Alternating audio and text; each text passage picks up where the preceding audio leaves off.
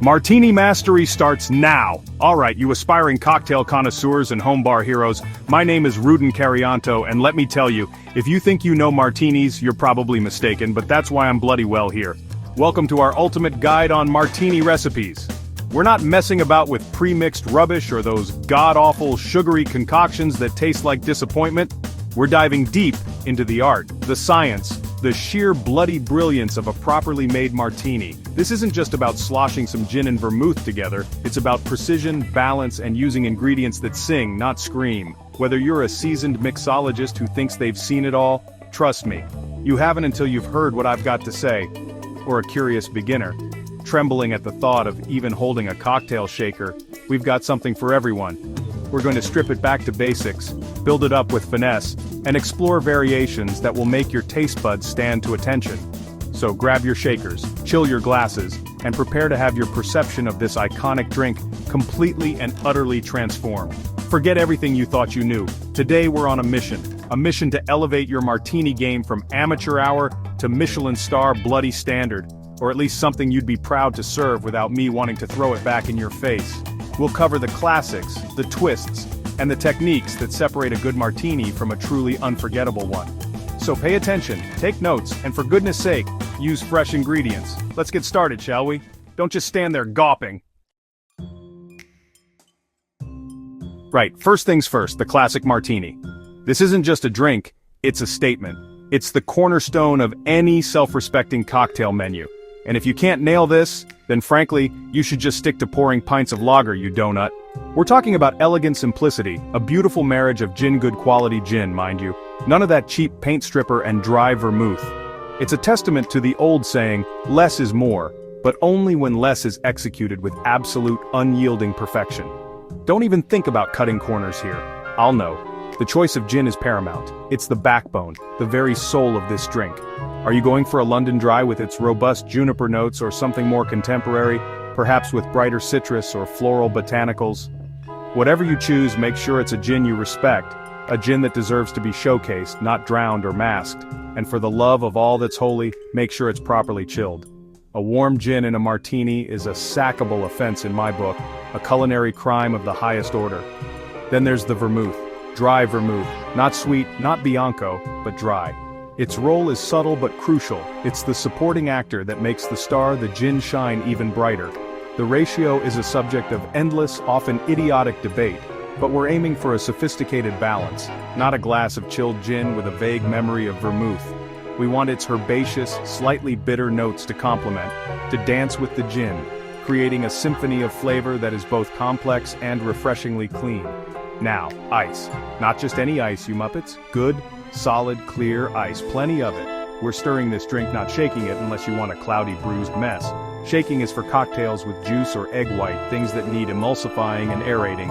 A classic martini demands the gentle, chilling caress of a stir, preserving its clarity, its silky texture, its sheer, unadulterated sophistication. Stir it until it's so cold it could make a penguin shiver. The stirring process itself is an art. It's not about violently thrashing the ingredients around like you're churning butter. It's a smooth, rhythmic motion, ensuring every part of the liquid comes into contact with the ice, chilling it down perfectly without over-diluting it. You're aiming for that perfect chill, that perfect slight dilution that opens up the flavors, making the drink more approachable, more sippable, more bloody brilliant. Think of it as conducting an orchestra, each movement precise and purposeful. Once it's chilled to perfection, and I mean Arctic cold, so cold your fingers tingle just holding the mixing glass, it's time to strain. Into a chilled glass, of course, a V-shaped martini glass, the classic, iconic vessel. Pre-chill your glasses. Putting a perfectly crafted cold drink into a room-temperature glass is like serving a beautiful steak on a bin lid. It's an insult to the drink, an insult to the ingredients, and an insult to me for even having to explain this. Garnish. Ah, the garnish. The final flourish. You have two noble choices here, a green olive or a twist of lemon peel. If you choose the olive, make it a good quality one, not some sad, shriveled specimen from the bottom of a forgotten jar. One or three, never two. It's about aesthetics, balance. It adds a subtle salinity, a savory counterpoint to the botanicals of the gin and the dryness of the vermouth. It's a classic for a reason, people. Alternatively, the lemon twist. This is my personal preference for showcasing a really good gin.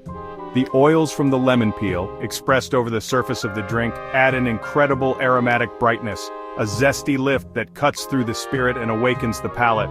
Hold the peel pith side down, give it a sharp twist over the drink to release those beautiful fragrant oils, then run it around the rim of the glass before dropping it in or discarding. Simple, elegant, effective. Now take a moment to admire your creation. The clarity, the chill, the aroma. This isn't just a beverage, it's an experience. It's a ritual. The first sip should be a revelation, clean, crisp, complex, and utterly satisfying. It should glide down, leaving a pleasant warmth and a desire for another. This is the benchmark, the standard by which all other martinis are judged. Get this right and you're on your way. Remember the key points: quality ingredients, proper chilling, the right technique, stirring, not shaking, and a perfectly chilled glass. Don't overcomplicate it. The beauty of the classic martini lies in its refined simplicity. It's a drink that demands respect, and when made correctly, it rewards you tenfold.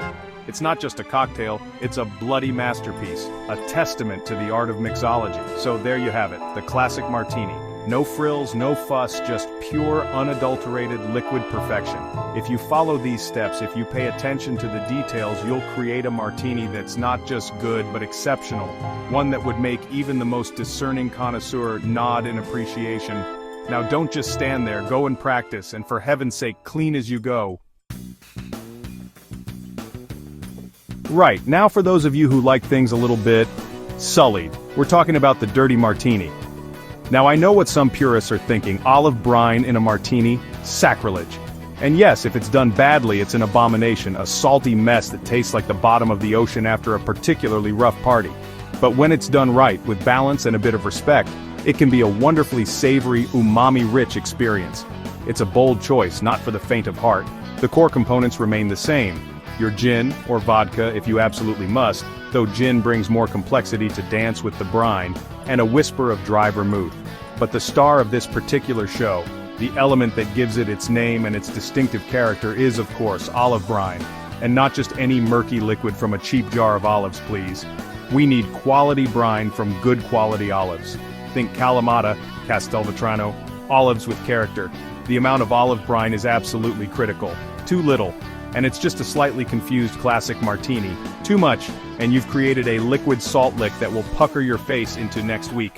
We're looking for a splash, a dash, a hint, enough to impart that distinct savory, slightly cloudy character, without overwhelming the delicate balance of the gin and vermouth. This is where your palate, your judgment, comes into play. Taste as you go, you muppets. Some people, bless their misguided hearts, think a dirty martini is an excuse to just chuck in as much brine as possible. Wrong. It's about integration, not domination. The brine should weave its way through the botanicals of the gin, adding a new layer of complexity, a savory depth that makes you sit up and take notice. It should be a harmonious blend, not a battle for supremacy in your glass. This isn't a soup, it's a cocktail. The preparation method is similar to the classic stir, don't shake. Even with the addition of brine, we want to maintain that silky texture. Shaking will make it cloudy, yes, but it can also make it, well, a bit frothy and messy, and we're aiming for sophisticated filth, not just a random puddle of ingredients. Stir it with plenty of ice until it's brutally cold, allowing the brine to meld beautifully with the spirits. And the garnish? Well, it has to be olives, doesn't it? It would be an insult not to. Plump, juicy, good quality green olives. 1 or 3 as before?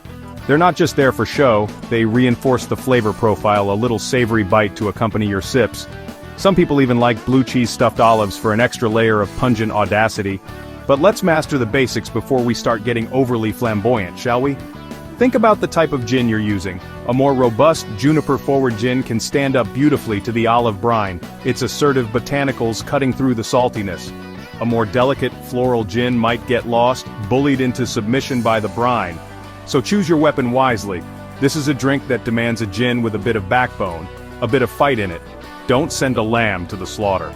The dirty martini is a divisive character, much like myself, I suppose. People either love it or they absolutely despise it. There's rarely an in-between. But its enduring popularity is a testament to its unique appeal. For those who crave that savory umami kick in their cocktails, it's an absolute winner, a go-to drink that satisfies a particular kind of thirst. It's bold, it's brash, and it makes no apologies. Remember, the key here is balance. The brine is an accent, not the main event. It's there to complement, to enhance, to add a dirty little secret to an otherwise pristine classic. If you can achieve that balance, you'll have a dirty martini that's not just dirty, but deliciously, irresistibly so. It should still taste like a martini, albeit one that's been around the block a few times and has some stories to tell. So don't be afraid to get your hands dirty, metaphorically speaking. Experiment with the amount of brine, find what works for you for your palate, but always use good quality ingredients. That brine should be clean tasting, not stale or overly acidic. Your olives should be plump and flavorful. Treat the dirty martini with the same respect you'd give its cleaner cousin, and it will reward you. It's a drink with attitude, a bit of a rebel. It's not trying to be elegant and refined in the same way as a classic. It's got a grittier edge, a more assertive personality. And sometimes that's exactly what you need.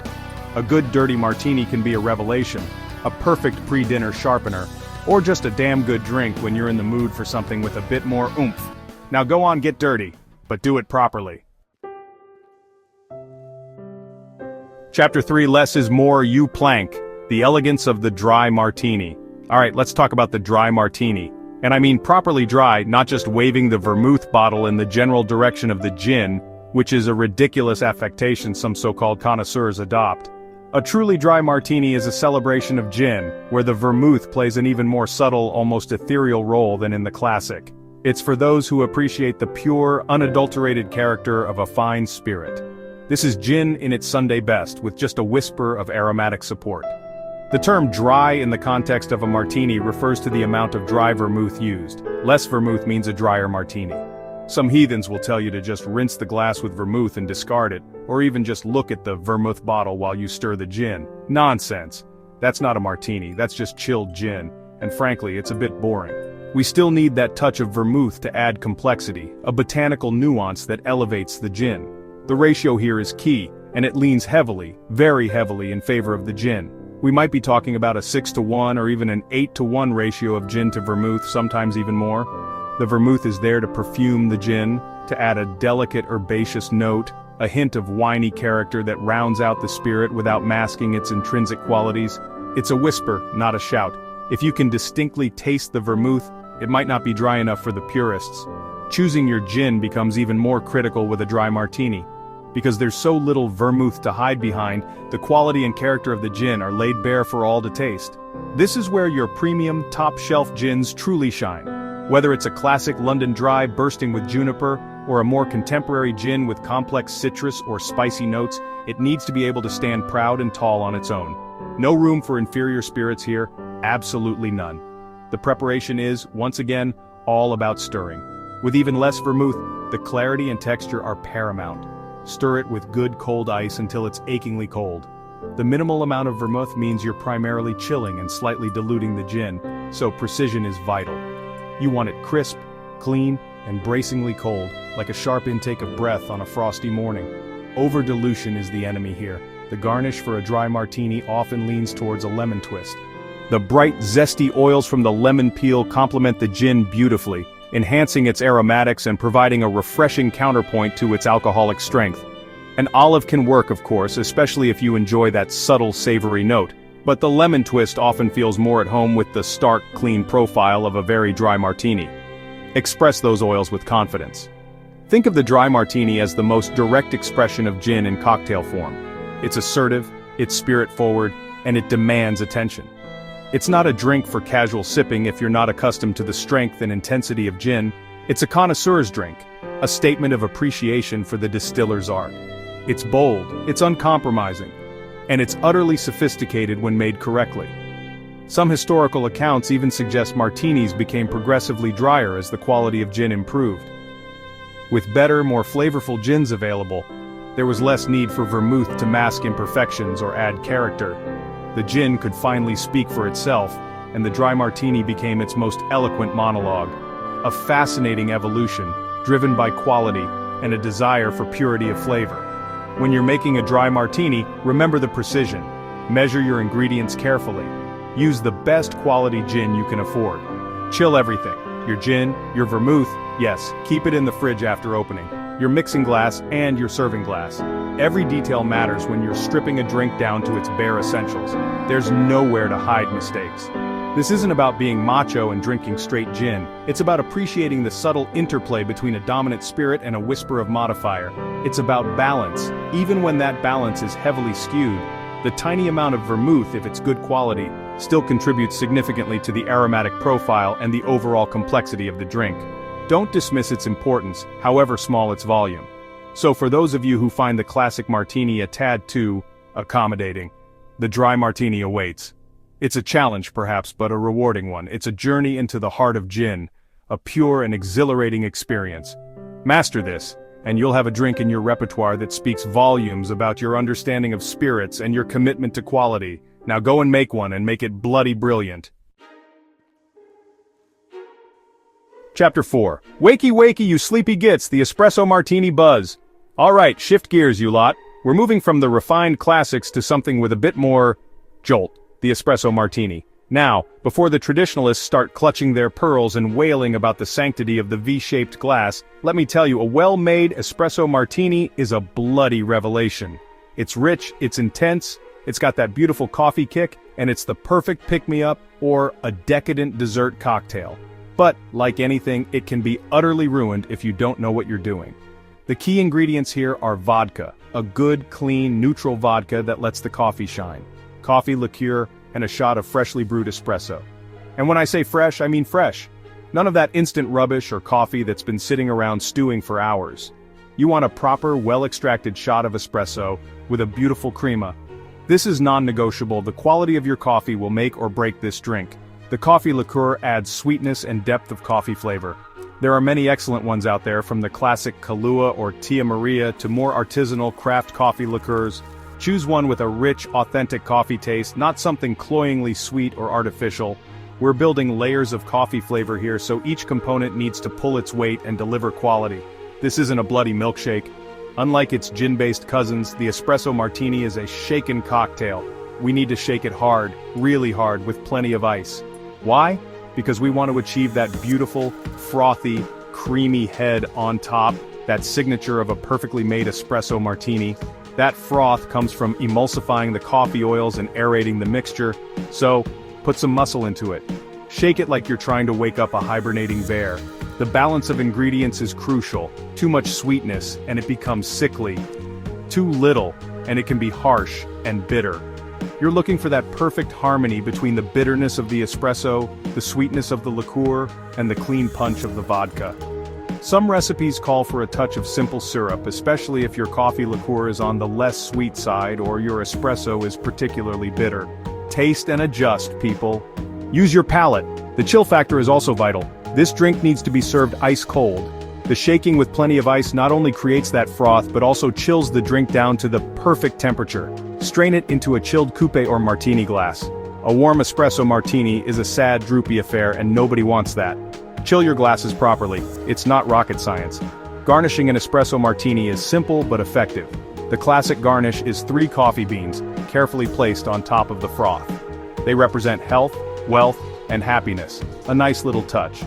Make sure they sit prettily on that creamy head, a final flourish to a beautifully constructed drink. It shows attention to detail, and that's what we're all about. This cocktail has seen a massive resurgence in popularity, and for good reason. It's sophisticated, yet fun, indulgent yet invigorating. It bridges the gap between a cocktail and a dessert, making it incredibly versatile. It's the perfect end to a meal, or the perfect start to a long night. But only if it's made with care and with quality ingredients. Don't you dare use instant coffee granules, or I'll find you. Think about the quality of your espresso shot. It should be rich, dark, and aromatic. If your espresso is weak or poorly extracted, your espresso martini will be a watery disappointment. Invest in good coffee beans and learn how to pull a decent shot, or make friends with a barista who knows their stuff. The coffee is the star here. Don't disrespect it with mediocrity. Some bartenders add a tiny pinch of salt to their espresso martinis. Why? Salt can enhance sweetness and suppress bitterness, leading to a more rounded and complex flavor profile. It's a little trick that can elevate the drink, but use it sparingly. We're not making a savory coffee cocktail here, it's about subtlety and balance. So, the espresso martini, it's a modern classic, a crowd pleaser, and a fantastic showcase for the wonderful marriage of coffee and spirits. It requires energy in the shaking, precision in the ingredients, and a respect for the quality of the coffee. Get it right, and you'll have a drink that's rich, velvety, and utterly delicious. A real showstopper. Now go on, give it a bash, and make me proud. Chapter 5. Pucker up, Buttercup, the zesty zing of the lemon drop martini. Alright, you sweet-toothed devils, let's finish strong with something bright, zesty, and utterly delightful. The lemon drop martini. This isn't your brooding, serious martini. This is the life of the party, the one that brings a smile to your face with its perfect balance of sweet and tart. It's a vibrant, refreshing cocktail that's incredibly popular, and for bloody good reason. But don't let its cheerful demeanor fool you. It still requires precision to get it just right. The core ingredients are vodka, fresh lemon juice, and simple syrup, or a triple sec/orange liqueur for sweetness and complexity. And I mean fresh lemon juice, squeeze it yourself. None of that bottled acidic horror that tastes like regret. The quality of the lemon juice is absolutely paramount. It's the heart and soul of this drink. If your lemons aren't good, your lemon drop will be a disaster. The vodka here acts as a clean, neutral base, allowing the lemon to really sing. You don't need your most expensive, characterful vodka, but it should be good quality, smooth, and without any harsh off notes. We want the lemon to be the star, supported by a clean alcoholic kick. This drink is all about that bright, citrusy explosion of flavor. Now, the sweetness. This is where balance is absolutely crucial. Too little sugar, and it's an acid bath that will make your eyes water. Too much sugar, and it becomes a cloying, sticky mess, like a melted lollipop. You're aiming for that perfect equilibrium, where the tartness of the lemon is beautifully offset by the sweetness, creating a harmonious sweet and sour sensation that dances on the palate.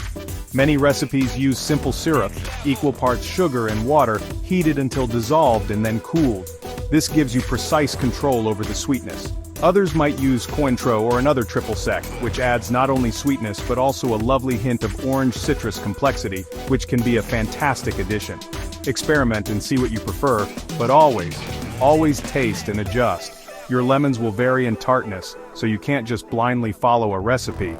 The signature of a lemon drop martini is often a sugared rim on the glass. This isn't just for show, you Muppets. It adds another textural element and an initial hit of sweetness as you sip the drink.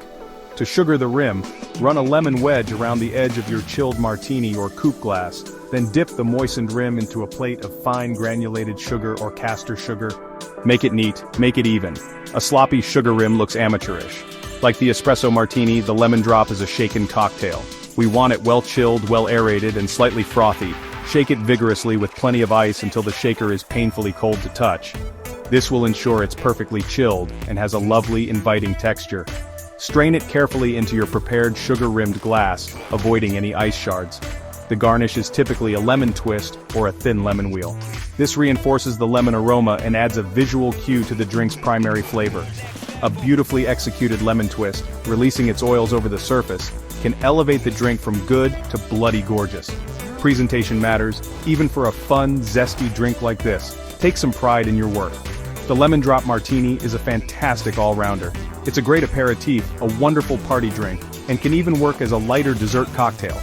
Its appeal is broad because that sweet-tart combination is almost universally loved, but its apparent simplicity can be deceptive. The difference between a mediocre lemon drop and an outstanding one lies in the quality of the ingredients and the precision of the balance. Think about the lemons you're using. Meyer lemons, if you can find them, are naturally a bit sweeter and less acidic, which can make for an exceptionally smooth lemon drop.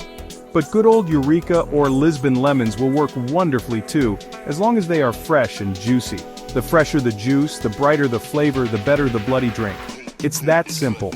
Don't be tempted to use a pre-made sour mix, just don't, ever. The artificial flavors and cloying sweetness will ruin your drink and frankly insult my intelligence for even having to mention it. Making fresh lemon juice and simple syrup takes minutes, and the difference in quality is monumental. It's the difference between a vibrant, handcrafted cocktail and something that tastes like it came out of a vending machine. So, the Lemon Drop Martini. It's a burst of sunshine in a glass. It's zesty, it's refreshing, and when made correctly, it's utterly irresistible. Focus on fresh ingredients, nail that sweet-sour balance, and don't skimp on the shaking. Get that sugar rim perfect. Do all that and you'll have a lemon drop that will make your guests' taste buds sing your praises. Now go squeeze some lemons, you legends. Chapter 6. Right, class dismissed. Now go make some decent drinks. Well, there you have it, you magnificent martini-making hopefuls. Thanks for watching. We hope you enjoyed these martini recipes, from the stark elegance of the classic and the dry, to the savory punch of the dirty, the caffeinated kick of the espresso, and the zesty joy of the lemon drop.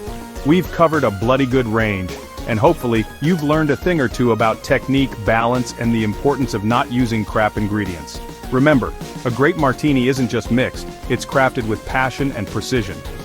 The journey to martini mastery is paved with practice, so don't be afraid to experiment, to tweak these recipes to your own palate, but always start with the fundamentals done right. Chill your glasses, use fresh juice, measure accurately, and for goodness sake, taste as you go. That's the most important tool in your arsenal.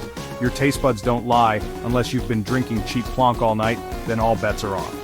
So, get out there, get mixing, and start impressing your friends, your family, or just yourself with some truly exceptional martinis. Don't forget to like, share, and subscribe for more delicious cocktail ideas. We've got plenty more wisdom to impart, more techniques to share, and more ways to elevate your home bar from mediocre to bloody marvelous. Now clean down your stations and go make something spectacular. Cheers!